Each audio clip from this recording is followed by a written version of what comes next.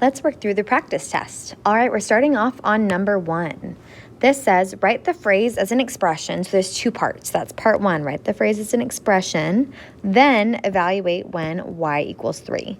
So we first want to write this phrase as an expression, and then we're going to evaluate when y equals 3. So there should be 2 parts to this.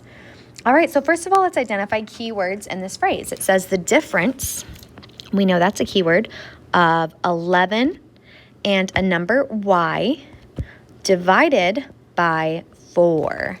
Now, all of these that I identified were keywords, right? Difference means what?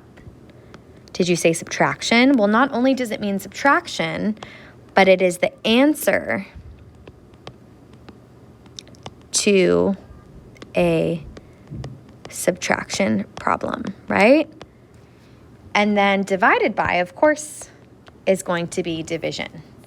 All right, there's something we need to consider here. So difference between 11 and a number y, so I'm going to do 11 minus y, and then divided by 4, right? But what did we just talk about? We talked about that difference means the answer to a subtraction problem. So wouldn't that mean that we have to subtract first? Now think about this. If we didn't have something to tell us to subtract first, based on order operations, would we subtract first here? We actually would not, because division would go first, right? So that means in order to make us subtract first, what are we going to have to do?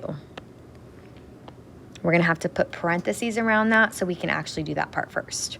All right, so this is part 1. This is write the expression. We just did that, okay? Part 1. Now it says evaluate when y equals 3. So what are we going to do?